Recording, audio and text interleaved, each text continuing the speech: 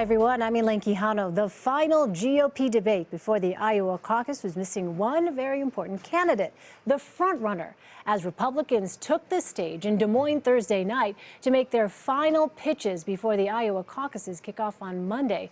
Donald Trump held his own event just a few miles away to coincide with the debate. The billionaire businessman decided to boycott the showdown because of an ongoing feud with Fox News, but he was there in spirit. I'm a maniac, and everyone on this stage is stupid, fat, and ugly. And Ben, you're a terrible surgeon. Now that we've gotten the Donald Trump portion out of the way,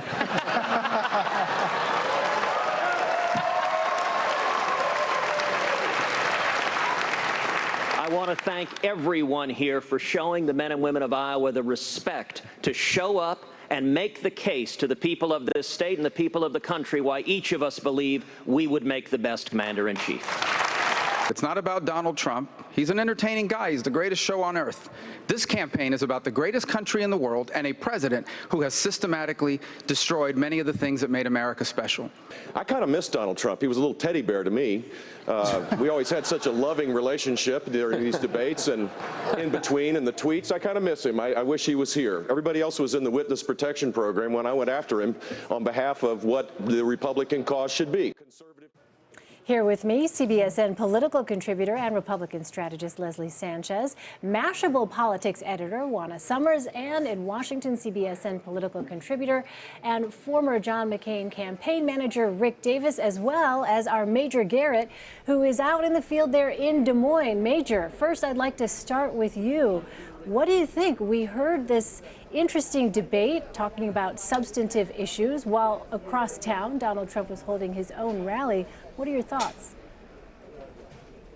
Well, first of all, you just can't help but notice how different this debate was in demeanor, in energy, and in sort of a electricity factor that was absent because Donald Trump was not on center stage. Donald Trump is a force when he speaks. He's a force when people speak around him, and he's an unpredictable force when he's in the center stage, as he has been throughout all these debates. And he wasn't here tonight, and it changed things. It changed the room, and it changed the atmospherics. There were those humorous references to Trump at the beginning, but what was most interesting to me is about midway through the debate, there was a lengthy discussion about an issue that Donald Trump, I think sometimes in an exaggerated sense, says he introduced into this campaign, immigration. Well, he may not have introduced it, but he took it to a level that had never been taken before. And Marco Rubio, Jeb Bush, Rand Paul, Chris Christie, and Ted Cruz all had a very lengthy discussion about what constitutes amnesty, what is the future of the immigration debate in this country, and some of the hardest attacks against each other in this campaign were brought to fore by that immigration discussion. I mean, at one point, Marco Rubio said, Ted Cruz, your campaign is built on a lie, and the lie is you're the most conservative person up here. And then Ted Cruz responded to Marco Rubio saying you can't have it both ways on immigration. Rand Paul said much the same thing. Jeb Bush leveled that same accusation against Marco Rubio. And then at one point, Chris Christie said, you know what? I'm sick and tired of all the Washington bull. Shortly after that, I happened to run into someone in the Christie camp who was deathly afraid that Chris Christie was going to say one more word after bull, and was very happy that he didn't. But nevertheless thought that was an important exchange. So I would just say this. The debate gave a lot of candidates who are sometimes and have been overshadowed by Trump an opportunity to really drive home their particular message, and one that was finely tuned to Iowa caucus voters. And I would say of the three who struck me as most effective at doing that, I would say Ted Cruz, Rand Paul, and Marco Rubio.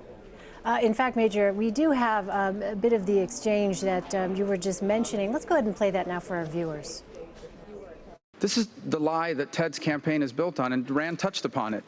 That he's the most conservative guy and everyone else is a rhino. The truth is, Ted, throughout this campaign, you've been willing to say or do anything in order to get votes. Ted, you worked for George W. Bush's campaigns.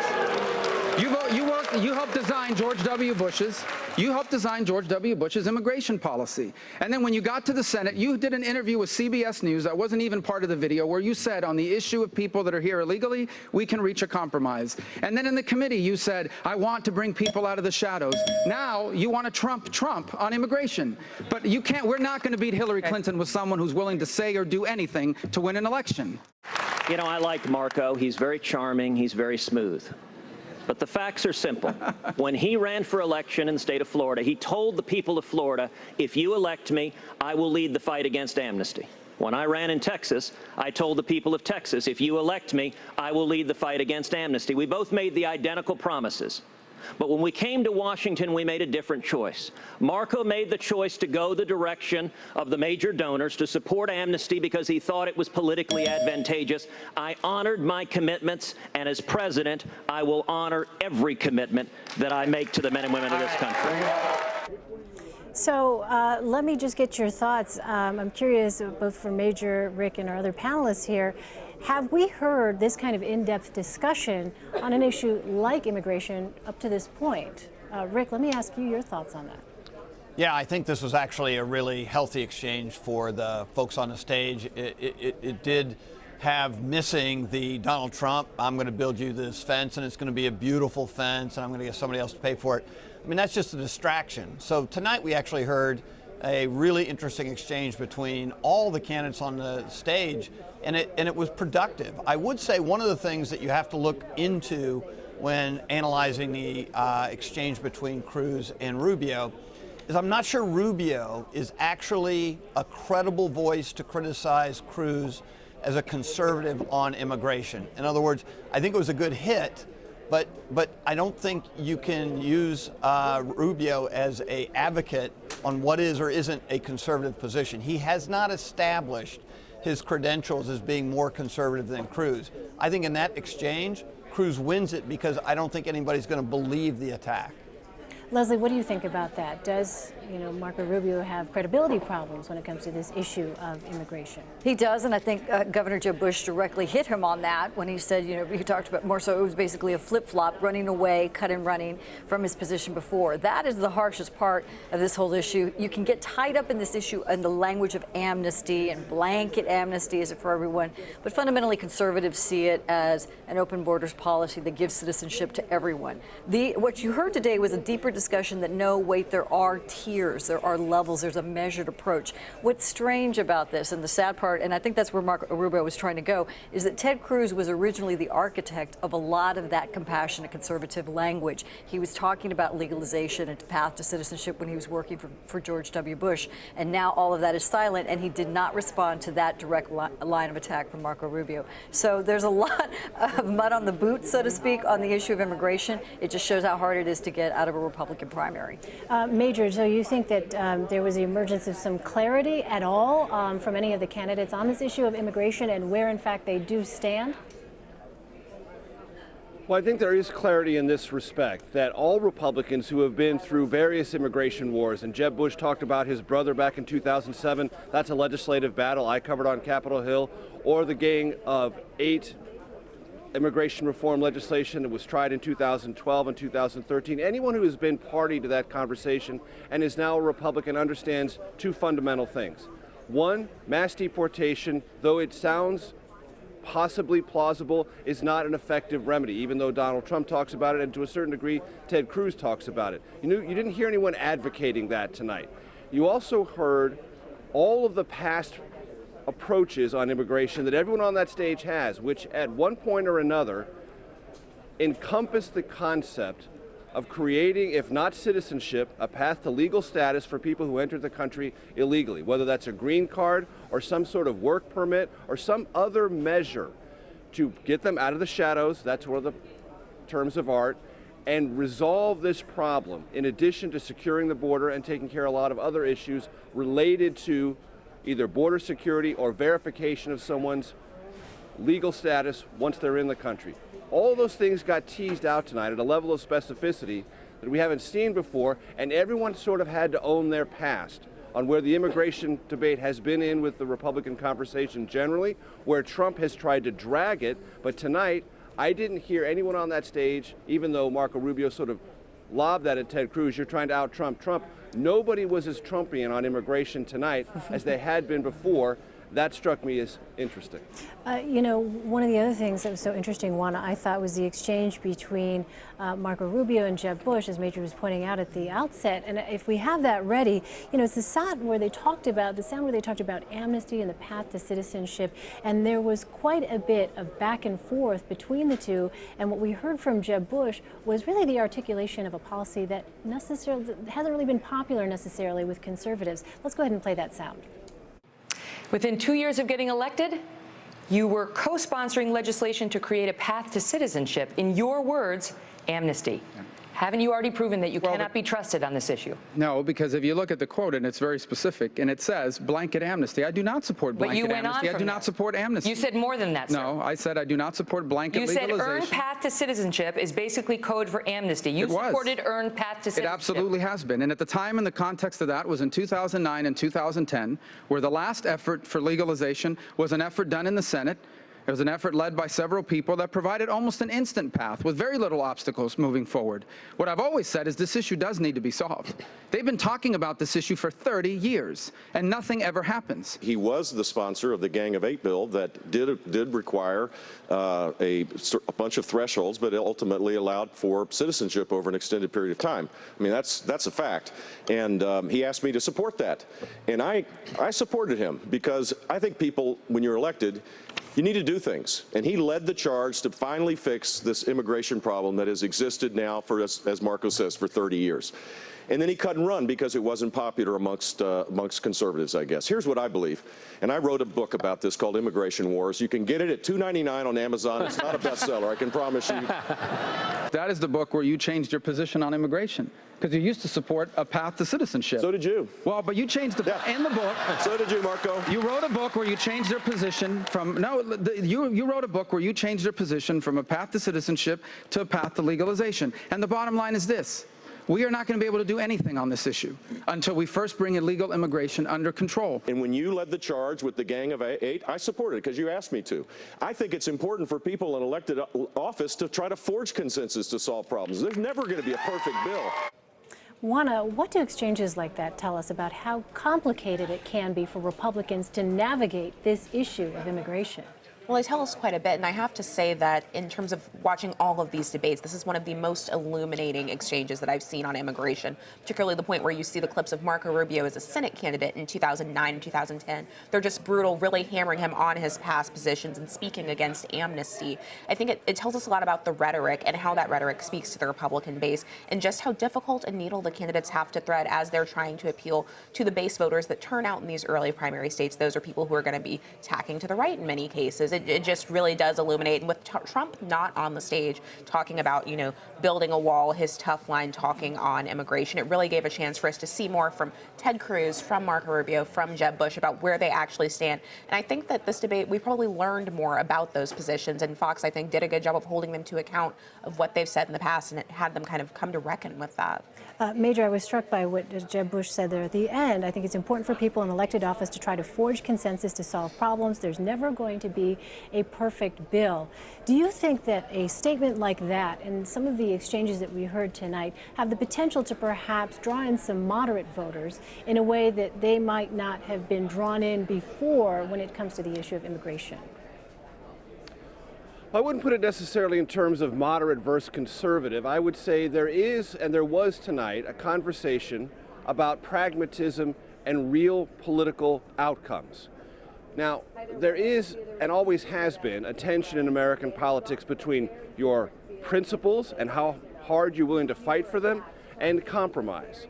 And our system, historically, and I'm not going to go into a huge civics lesson here, is built on principles clashing and then resolving in pursuit of compromise.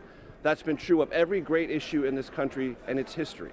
One of the problems for Republicans is in the modern manifestation of language, amnesty has become this cudgel, this huge hammer used against anyone, and its definition is completely defined by those who want to use it against another Republican. So is legalization amnesty? Some say yes, some say no. Is citizenship amnesty? Some say yes, some say no. Is any path at all that even allows eventual legalization amnesty? Well, sometimes that hammer comes out and amnesty changes the debate, because anyone who is associated with amnesty has to pull back. And what you saw tonight was a conversation about what that actually means. And in the end, can you have a definition and that is agreeable, that's workable, that's practical, that holds a principle that is consistent with American values on immigration, but also solves the problem? And I thought what you saw on the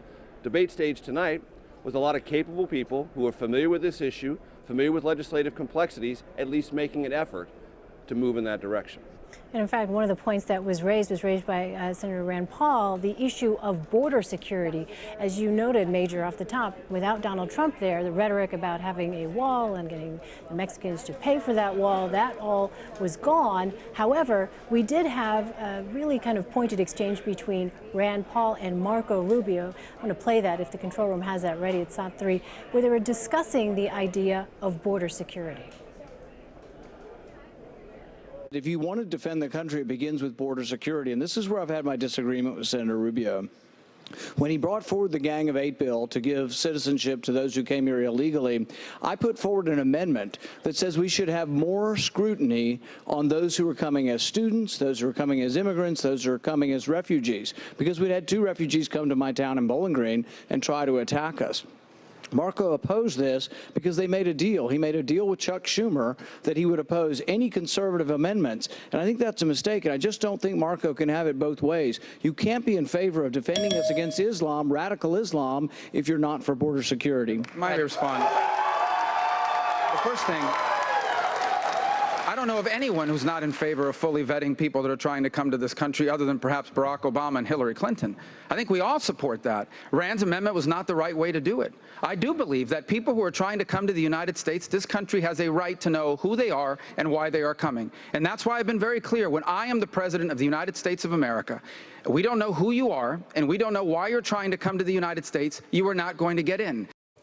Leslie, let me get your thoughts on that. You know, trying to thread that needle here, it's a tricky, as we were talking about, it's a tricky issue for Republicans. It is tricky, and it reminds me of the former Newt Gingrich on this issue. You know, we talk about immigration reform, who you are, what is your intent, why are you here, and are you paying taxes? That was the big one. If you saw that people were paying taxes for whatever purpose, it actually diffused a lot of the anger, because people were feeling that a lot of undocumented immigrants were coming here, aside from breaking the law, getting a free ride, that there was an unfair system at play, which really, it was the kindle behind the anger that you hear today. I think that we are exactly right. I remember a discussion we had with Senate leadership, the chiefs of staff, in 2012, and talked to them about the word amnesty. It was so charged, but everyone agreed on border security and really kind of vetting the people that were coming, but it was the one word of amnesty kind of not diffused, but it ignited the whole debate all over again. So until they get past the rhetoric of that particular word and how charged it is, it makes it extremely difficult to move forward on border security. All right, as we've been telling our viewers, as this debate was taking place, of course, Donald Trump was having his own rally not too far away there in Iowa. And here's a little bit of what he had to say explaining why he decided to skip the debate. I didn't want to be here, I have to be honest. I wanted to be about 5 minutes away. And I've enjoyed that. All the online polls said I've done very well with that, with the debates. And I've had a kick with it. But you have to stick up for your rights. When you're treated badly, you have to stick up for your rights. You have to do it. And whether we like it or not, whether it's something we want to do or not, and that's what our country has to do. I mean, as an example, Iran, the way they've been treating us with all of this horrible, this deal is one of the worst deals I've ever seen negotiated under any circumstances. And we just take it. We have to stick up for ourselves as people, and we have to stick up for our country when we're being mistreated. Remember that. All right, meantime, Fox News released a statement saying Roger Ailes had 3 brief conversations with Donald Trump today about possibly appearing at the debate. There were not multiple calls placed by Ailes to Trump. In the course of those conversations, we acknowledged his concerns about a satirical observation we made in order to quell the attacks on Megyn Kelly and prevent her from being smeared any further. Furthermore, Trump offered to appear at the debate upon the condition that Fox News contribute $5 million to his charities. We explained that was not possible and we could not engage in a quid pro quo, nor could any money change hands for any reason. In the last 48 hours, we've kept two issues at the forefront. We would never compromise our journalistic standards, and we would always stand by our journalist, Megyn Kelly. We have accomplished those two goals, and we are pleased with the outcome. We're very proud to have her on stage as a debate moderator alongside Bret Baier and Chris Wallace. Major, your thoughts on this alternate event that was happening? Well, my first thought is, and we didn't have a chance to play the soundbite, but I hope we get to it eventually. I feel very vindicated by one thing that Donald Trump said at the rally. He said, is this going to get me votes or is this going to cost me votes? Who the hell knows? That's exactly what I said before the debate. I know you did. Who the hell knows? That's right. So I'm 100% vindicated, probably the one and only time in my life covering politics. You didn't need to be vindicated. That being said, thank you for that. Let me just thank you for that digression. And I talked about this yesterday on CBS This Morning, in talking to Trump supporters in the context of whether they were happy or unhappy with him participating or not participating in the debate. And they said, look, he is standing up for what he believes is fair treatment. Now, whether anyone else thinks it's fair treatment, he's defining it for himself. And then he is making a bid for that fair treatment, and if he doesn't get it, he's prepared to walk away. And they saw that as a metaphor for Trump's message to the country about what he would do on the country's behalf as president. Treat us fairly, or we're going to walk away. We're going to drive a hard bargain, we're going to get our way, and we're not going to take it anymore. And for Trump supporters, that is much bigger. That is a larger conceptual message than whether he participates in this debate, or I would say any other debate, because they see that as central to what Trump adds to this conversation nationally, what he adds to politics, and secondarily, they love the fact that Donald Trump can break the rules, the established rules, the known rules that every other candidate has had to abide by, and in some instances, sort of go along with, even if their instincts might tug them in a different direction. If Donald Trump's instincts tug him in a different direction, guess what? He follows that instinct, and his supporters admire him for that, and you saw that in the near rapturous response of those who attended his rally tonight. So I don't know if it's going to be a plus or a minus here in the Iowa caucuses. What I do know is it's reinforced a central theme, and typically when you do that in politics, you've done yourself some good. All right, Major, before we let you go, further vindication for you. I'm told we have that sound from Donald Trump sizing up his own situation. Let's listen to that. But once this started, it's for our vets. There was nothing I could do. I don't know. And you know what? I don't know.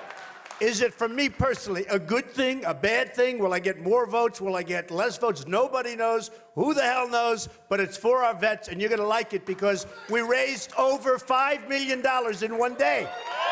Over $5 million. All right, there you have it. Donald Trump assessing his own situation the way you said. A lot of smart people, and you're one of them, but a lot of smart people in the room, even behind you, still don't know what to make of this move. I have a mic. I could drop it. I'm tempted to drop the mic, but I'll keep it in my hand. Major Garrett for us in Des Moines, Iowa. Major, thank you so much.